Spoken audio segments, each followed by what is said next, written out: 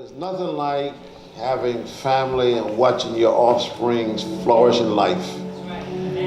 So all of us know the Honorable Judge Derek Robinson. Please put your hand together for our judge will come and introduce our speaker.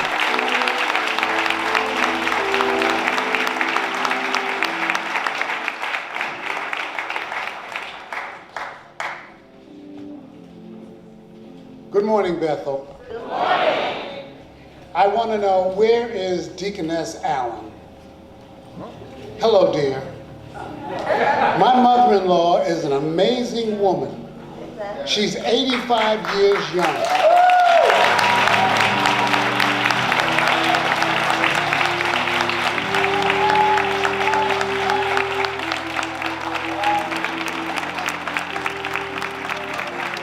And I want you to know that we struggled to keep up with her. She was a single parent who worked 2 jobs for 35 years. She raised 2 daughters and made them find a place in the world to be who they are. I tell you that to let you know what kind of influence your keynote speaker has in her life. When Naima was 2, we gave her a sign and took her to Central Park to a huge protest. But she was an analytical child, and she needed to understand the history and the inner workings of things. So we sat her at the feet of Dr. Ben and other great scholars, and she was like a sponge. She is a scholar. She studies the true masters as a necessity of life. She is a teacher who loves teaching. She gives our history 10,000 years before U.S. history. She is passionate about the love of her people. And she is generous with her gifts, willing to teach wherever there is a void. I introduce to you Naima Octavia Robinson.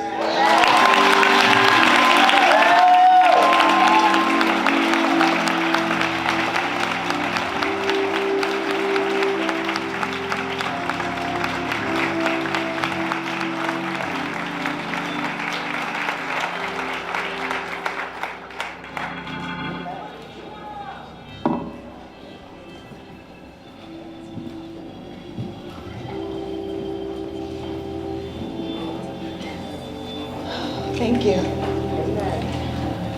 Upholding the legacy. I stand before you, the daughter of 2 parents who met at Howard University in the 1970s. Thank you.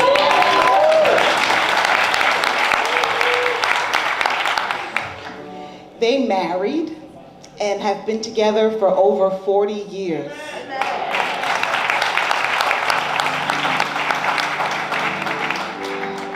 I'm honored to stand on their shoulders. And my mother and father stand on the shoulders of their mothers and fathers, and the mothers and fathers that came before them. We are a legacy. And I uphold that legacy by honoring my ancestors, because it is their sacrifice that has made me who I am today. I love history. I teach history, and if it's okay, I want to share a little history with you today. All right. After the Civil War ended 250 years of American chattel slavery, our people still endured another 100 years of Jim Crow segregation and terror and lynching. Rebuilding the economy in the South was based on the exploitation of black labor through what David Blackman calls the convict leasing system, which was basically slavery by another name. The convict leasing system meant that black people were unjustly arrested for minor crimes such as vagrancy and leased to private companies. worked often to death in industries like coal mines in horrible conditions. In order for this system to work, they needed convicts. So they created a mythology, the myth of black criminality. The visceral image of menace and threat was associated with black men in particular and black people in general. This image of the rapacious, menacing black male evil was personified in the first ever major motion picture, D.W. Griffith's Birth of a Nation. That movie tells the story of a black man as a rapist, and it culminates in the heroism of the KKK, who subsequently terrorized and tortured black people in the movie and also in real life. But this is not our legacy. African Americans have been oppressed through systems of racial and social control. They appear to die, but then they are reborn in new forms. Slavery morphed into Jim Crow, and Jim Crow morphed into mass incarceration. And it's not the convict leasing system that led to mass incarceration. It was the war on drugs. But our legacy is a legacy of freedom fighters. Frederick Douglass and Harriet Tubman fighting against slavery. Martin Luther King and Ella Jo Baker fighting for civil rights. And the freedom fighters of today. President Barack Obama said of the civil rights fighters that I am a direct result of their sacrifice and their effort. My entire generation is. And we are all beneficiaries of the sacrifice and the effort of the civil rights fighters. And we all have to be civil rights fighters. They were upholding the legacy. Today, we have freedom fighters who are upholding the legacy and carrying the banner of freedom. In a Facebook post entitled A Love Note to Black People, 31-year-old activist Alicia Garza responded to the tragedy of Trayvon Martin's murderer being found not guilty. She signed the post with the hashtag Black Lives Matter.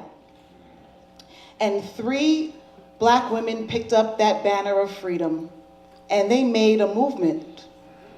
They are upholding the legacy. The legacy is also being held up by activists who are fighting for criminal justice reform. Some of these freedom fighters have written books that explain why criminal justice reform is the new frontier of our struggle. I've made a list of these books. It's here, it's in the lobby, and I think some of you have a copy. Michelle Alexander's The New Jim Crow. Brian Stevens' Just Mercy. Shaka Senghor's Righting My Wrongs. Khalil Gibran Muhammad's The Condemnation of Blackness. And our own Dr. Keith Hayward's I Am Who I See.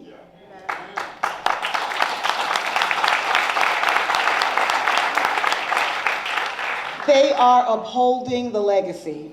And there are many young writers who are a result of the Black Lives Matter movement. Ta-Nehisi Coates, author of Between the World and Me.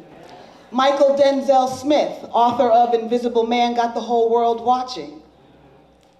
And Wesley Lowry, author of They Can't Kill Us All. They are upholding our legacy. Remember the massacre of 9 people attending a South Carolina prayer meeting. Following that massacre, 31-year-old Bree Newsom climbed to the top of the South Carolina State House and removed the Confederate flag that was flying there. That flag was a deranged insult to the humanity of the 9 black people that were slain that day. If you want to Google something, please Google Bree Newsom and see the image of her removing that flag. It's awesome. She was upholding our legacy. The Obamas are the best example of who we are.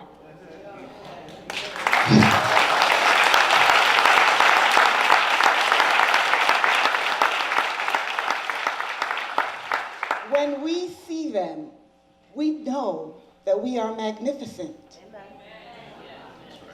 But it doesn't change, it has not yet changed the perception of racial difference. Somehow we are still seen as dangerous and guilty. In 2012, 17-year-old Trayvon Martin was seen as a criminal and murdered. His killer calls 911 and is on tape complaining that these blanks always get away. This killer doesn't even get arrested for months and is eventually acquitted. And we know who got away with murder, don't we? 18-year-old Michael Brown's body laid lifeless in the street for 4 hours. Ferguson, Missouri was enraged over the spectacle of Brown's body. It conjured images of the horrors of lynching, the black body of a man robbed of his right to due process and placed on display as a warning to other black residents. That's right.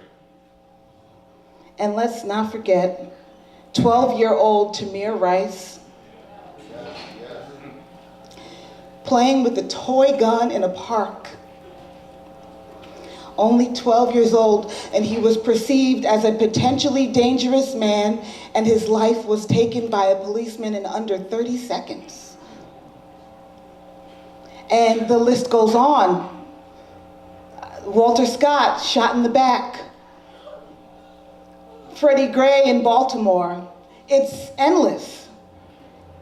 And this is the world that our children and our young adults are growing up in. And they are increasingly angered and confused. And we need to hear their pain and arm them with education. We are upholding the legacy.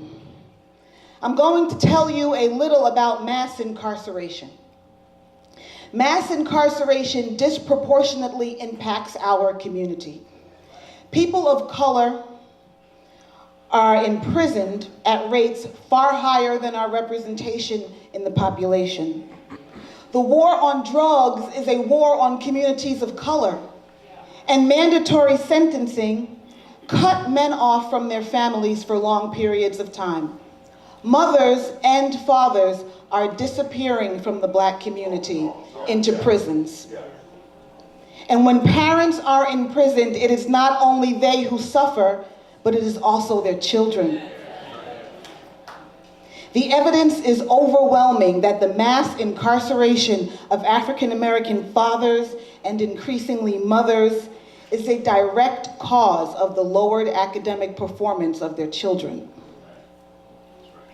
By the age of 14, approximately 25% of African American children have experienced a parent, in most cases a father, being imprisoned for some period of time.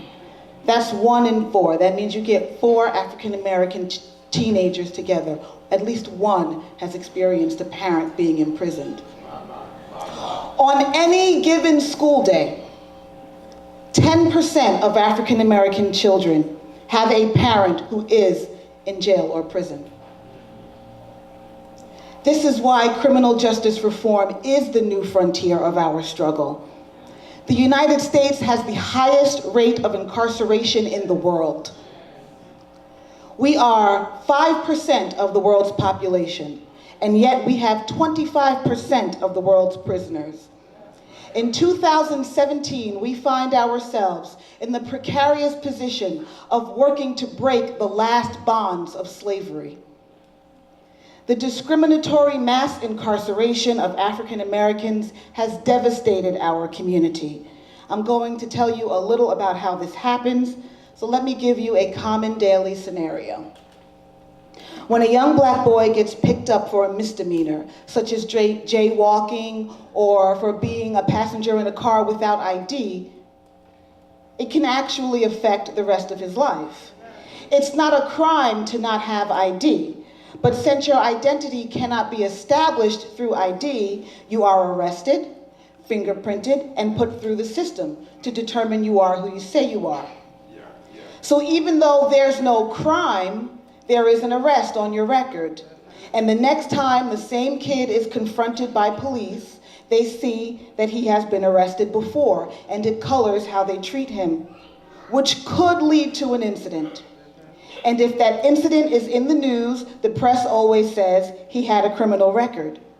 You get that record when you're 16 and it follows you.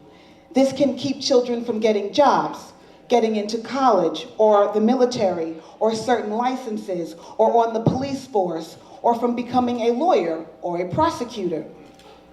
Now the scenario could go another way. The officer could choose not to put the kid through the system.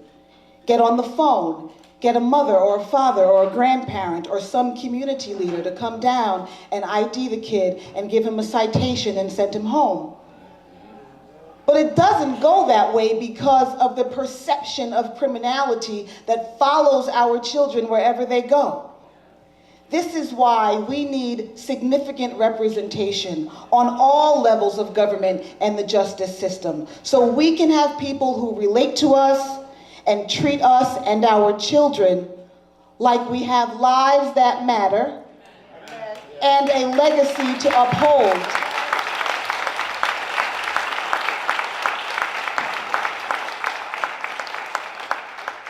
Our children are not even allowed to be children.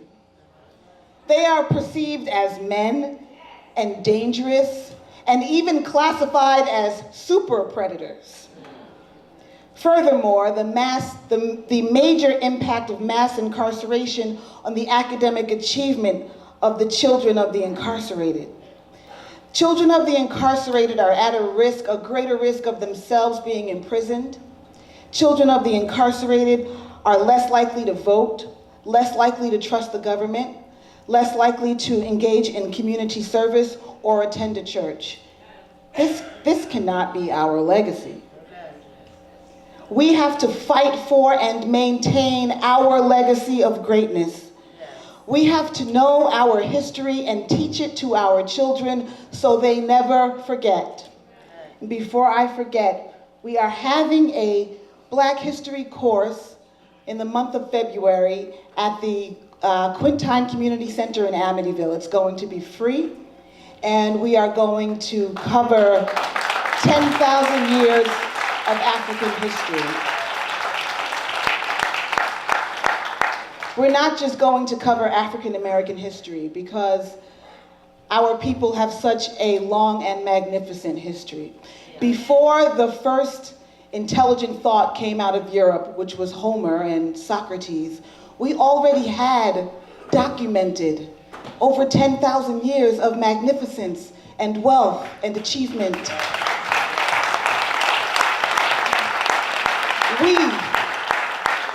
We gave mathematics to the world. We gave science to the world. We gave art and architecture and music to the world.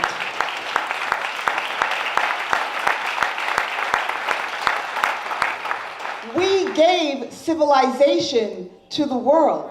There is no history before African history.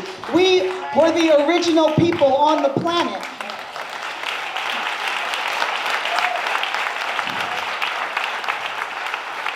So we are upholding that legacy. We have to learn about the hidden history of our people. Don't think that the movie Hidden Figures is the only story you never heard. There are thousands more. We are upholding the legacy. We have to encourage and support the work of groups like CODA, the Council of Thought and Action.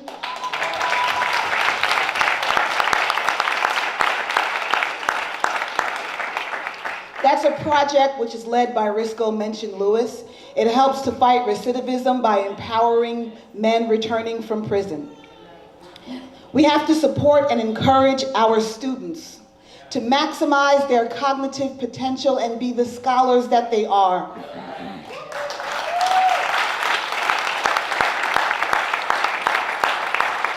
We need to enroll them in academic support programs such as Keep Your Change and Cross-Cutting Conversations. Those are two programs right here in Amityville at the Quintine Community Center. They are there every day after school to support our children. If you don't know about them, please see the flyers that are in the lobby. We are upholding the legacy.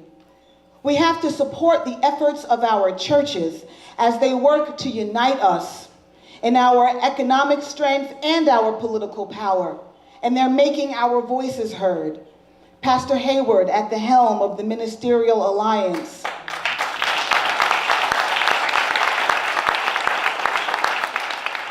Fighting to empower and educate our community. Like the ancestral call of our civil rights past, we should answer that call with a united effort. An earth-shaking shout and a seismic stomp that shakes the political opposition to its backlash racist core. Our people did it before and we can do it again. We are upholding the legacy. We have to go to school board meetings and PTA meetings and town hall meetings and NAACP meetings and community meetings and make sure that our children see a reflection of themselves in every aspect of leadership in their lives.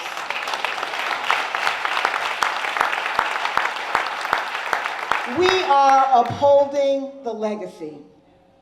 When we are eliminated from decision-making and leadership positions in our public schools and public offices, a message is sent that we need others to lead us and think for us, that we are not capable to lead and decide and teach. And you know that is simply not true.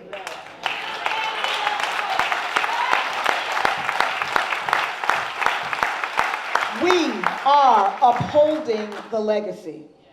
Upholding the legacy of our past. Upholding the legacy for our present. Upholding the legacy to our future. I hope to see every one of you on the battlefield, upholding our legacy of family and greatness and freedom. Thank you.